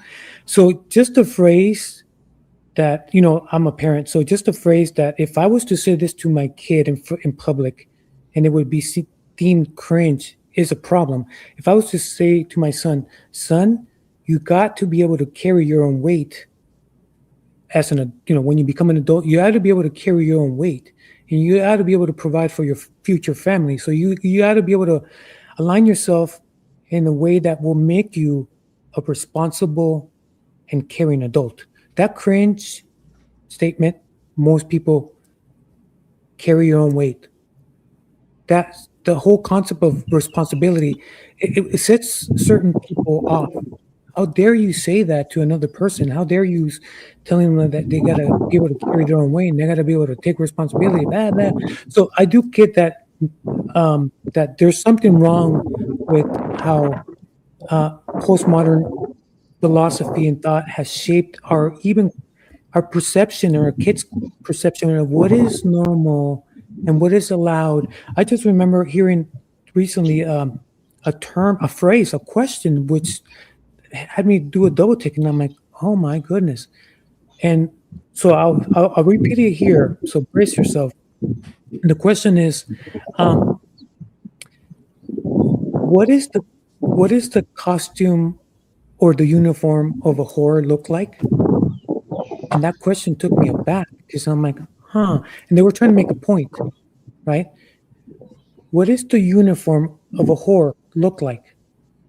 And as you start to create an image, and the next follow-up question should be, well, look around. How do have we allowed this to be the everyday normal for everyday folk? Right? How have we conformed so much to the point where even that notion has you do a double take? And that really gave me pause. Huh? What is the uniform that one would wear? Huh? Now look at society. Huh? Interesting. I don't know. I don't know. When you look at a streetwalker, it's not what I see the girls wear in church. So be a little fair. but you do see it more. You do see it more than you used to. But that's the thing is that that's the thing. It's always like, oh, how did we blah blah blah. We're always saying, how did we blah blah blah? How did we get here? And it's because there was lots of people who said, I'm not going to take personal responsibility for some little minor thing. And then that just happens a million times over a century, and then your civilization collapses. And what Paul was saying, like, I agree. I'm not saying anything about doing anything by yourself. But the problem, like, and he would agree, I'm sure, the problem is that in many churches, the Karens are the final word. The pastor can't stand up to the Karens. So we need, men who are willing to not just stand up to men who are willing to tolerate Karens and put them in their place. That's like the stable building block of your society, and that they can actually, push back enough that the Karens will actually respect you. Because there's just it's always this thing of we're wanting to figure out the right rules that we can get everybody to play with, so that it will work right. But like people, the rebelliousness of people, it's not something that actually goes away when Christ changes you. Man thought equality with God was worthy to be grasped, and Jesus came to help us along that path. And so, that changes the shape of it, but it doesn't mean like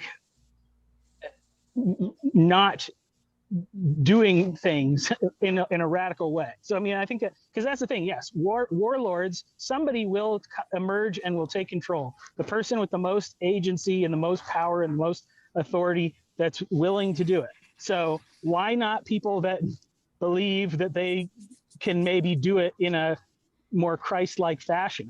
It's a scary thought to say, but if you don't do it, somebody else will. Emperor Constantine, Charlemagne. I think that there's a case to be made for the Christ-like or even saintly warlord. I think that's a tall order, though. I think it's a taller order than we appreciate, because I don't think we have. I think we're so far removed from what produces. I think that's why we're still so hung up on the how did we get here question, is because if we're going to build the cathedrals again, if we're going to get out of what we're in, I don't know, we're so far off the trail that we'd like to be on. We need to know, if collapse is coming, it's going to be the collapse that gives us the pieces that we have to work with to put something else together. And I don't know. I don't know where I'm going with that, except that I don't know. It's not obvious to me where all this is going. Well, I gotta go. Just to put, the point is like, okay, well, if the ultimate thing is that a warlord's if everything has to collapse and then a warlord comes and picks up all the pieces, instead of waiting for the collapse, just start picking up some pieces now, take a little bit more responsibility. Jordan Peterson, take a little bit more responsibility. I think he kind of failed because he did keep it at the personal level. The next step is really figuring out how to have men help each other and how to work together and things like that, because then that does scale, and that can mitigate and prevent lots of disasters. All right. Closing comments. And I'm going to do it Luke style. I'm going to take you off the board and then I'll land the plane. I'll go first. I think it's alignment. Nietzsche was said, and yes, the philosophers, they wanted to kill God and get God out of our thoughts and minds. But I would say I think they have failed, and it's time to bring back the notion of get back to the scripture, understand what it says, get to know it inside and out, and don't wait for somebody to teach it to you, because you're going to be waiting for a long time. So realignment. Let's realign ourselves back to the truth that he gave us. So I'll leave it at that. Bye, All right. guys. Thank you, Alex. Take care. All right. Who's next? I'll go. Why not? Well, it's a pleasure having you in town, Paul. Always great to see you. And it's I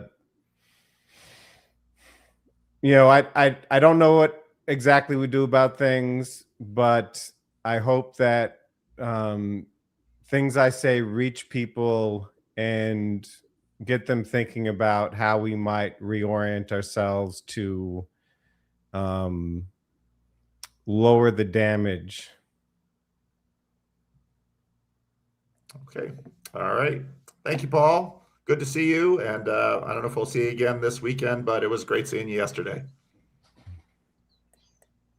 All right. Who's next? I can go. I don't know. I mean, I feel like I just had last words, so I don't really need to say much. I'll see you tomorrow. So. All right. We'll see you tomorrow, Michael. All right, Garrett, you get the final say. Yeah, well, I feel like I don't deserve it. I'm still sort of getting my bearings in the corner, and I feel like so much of what's helpful about these conversations is just honestly just trying to figure out what everybody else is talking about and learning the language. It's like the best way to learn a language is by immersion, and so I feel thoroughly confused sometimes, I think in the healthiest way in being immersed, but I don't know. I think all of the speculating about the future is as helpful as far as it goes, but I don't know. I think that's the important work right now is translating and learning what everybody else is saying, learning how to talk to each other. So yeah, no, I agree. Thank you, Garrett. Weather looks beautiful in New Mexico. Oh yeah, always wonderful, always hot, and always wonderful. All right. Well, thank you everyone for joining us. I'll play a little bit of branding, and that'll be it. Still I have it. There are moments I conveniently forget that I'm a 40-year-old man. The last vestiges of a ghost long dead. A ghost with a messiah complex. A messiah too lazy to rise or ascend.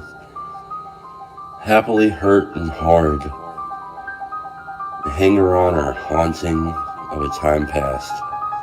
A heroic dream of the harrowing of hell. Failure to launch. Cling to a life vest. Treading in spells that linger and last. Mom and Dad, righteous and mad, daydreamers with ghosts of their own. My memory of them stoic, looking with aims to pretend. Always on the brink of somewhere. Each a child dancing on the fence. On down the river. Dreamt in the sunshine. Saturday morning cartoons, the only Sabbath I knew. A disciple of Jim Henson and John Hughes. Worship in cathedrals where the Toys R Us. Baptized in ball pits. A clown served the sacrament we eat. More Pepsi and Pizza Hut. Say please. Say cheese. Between Kurt Cobain, a scrambled cable screen, Towers tumbling, Super Bowls, and reality TV. The ghost is constitutionally unwilling and intrinsically unable to see and be seen, searching madly for attention to seek. But you could be anything. Never say never. If you've got nothing nice to say, don't say nothing, ever. Don't talk to strangers. See what I say, just do it. You don't listen very well, do you? You don't do very well, do you? You're not looking too good, are you? Keep up. Appearances aren't what they seem. Will you ever grow up? You look like you're stuck. I think you took too much. Echoes the ghost within the host, who prays the dead bury their dead and stay buried in a fading dream.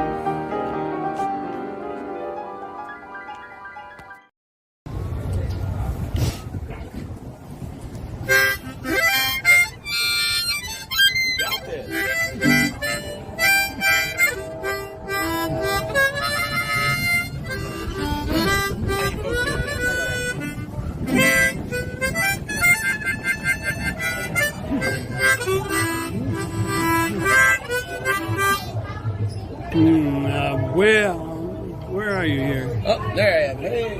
Where are you? Here. Got me? Oh boy.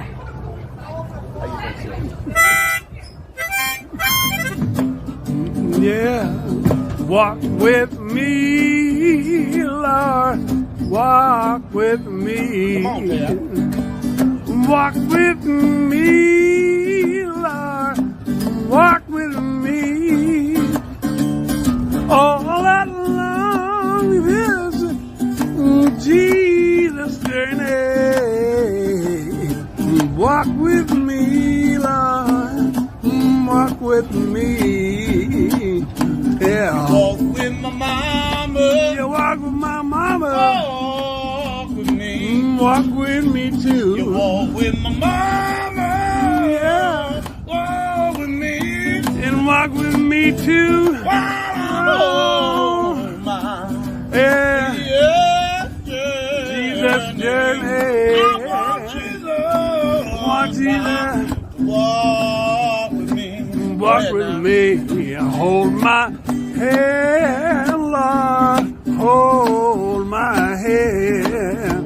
Hold my hand, Lord. Hold my hand. All along this Jesus journey. Hold my hand, Lord. And hold my hand. Walk with Moses. You walk with Moses. Walk with me. Walk with me. You walk with Moses. Walk with me. Walk with me. While I'm home. Yeah. Yeah. Jesus journey. I want Jesus. I want Jesus to walk with me.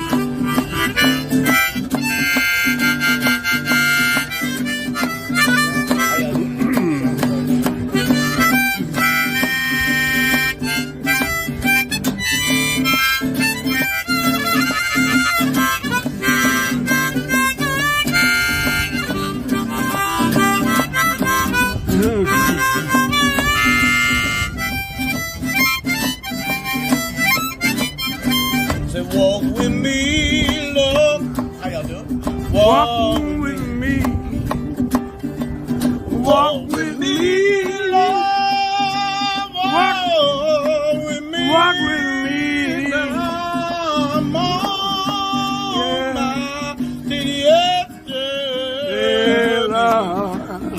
Jesus I want Jesus to walk with me. to walk with me. Walk with David, a little shepherd boy. That's the deal with that woman. Yeah, you made him a great king. I know David shouted for joy. He walked with David, and he's a little shepherd boy. You made him a great king, and David shouted for joy. That's right. Oh, yeah. So walk with me, Lord. Walk with me. Walk with me, Lord. Walk with me. All along this Jesus journey. Walk with me, Lord. Walk with